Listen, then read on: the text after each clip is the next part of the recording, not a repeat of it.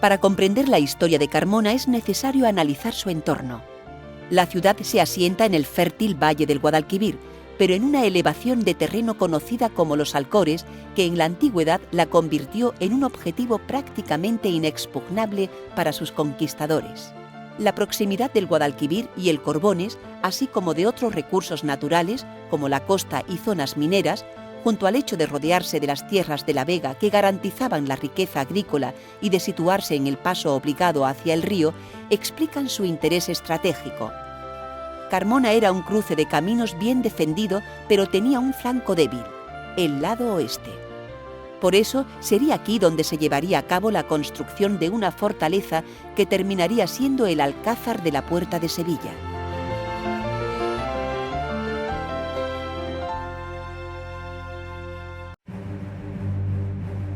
Desde la Edad del Cobre, todas las culturas que se han desarrollado en Carmona han dejado su huella al tratar de reforzar este flanco.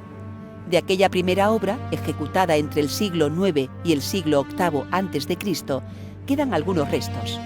Un lienzo de muralla en la zona trasera del Alcázar, una construcción circular que ha quedado oculta bajo la torre de homenaje y el saliente de la Roca del Alcor.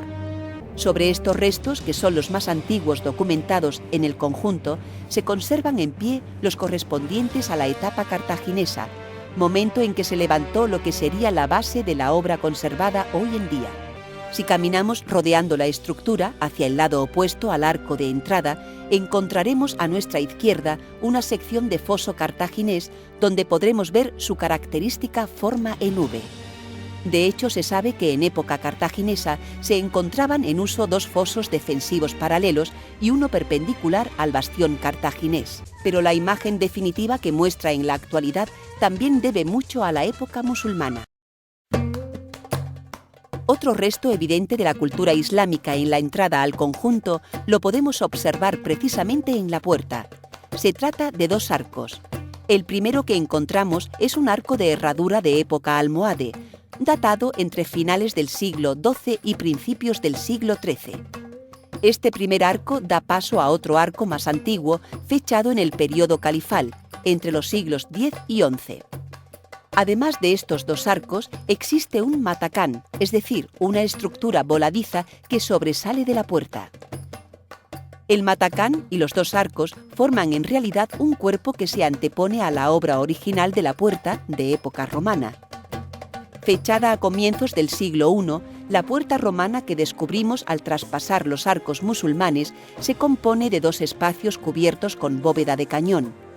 Estos dos espacios están delimitados por dos arcos que dejan entre ellos un intervalo específicamente diseñado para ser una trampa mortal. De la existencia del rastrillo da cuenta la abertura, todavía visible en el primer arco, por donde tendría que subir y bajar según se accionara el mecanismo. Desde lo alto de la edificación podemos ver los característicos paisajes que rodean Carmona y que nos permiten comprender cómo se convirtió en la antigüedad en un cruce de caminos y en un ansiado objetivo militar.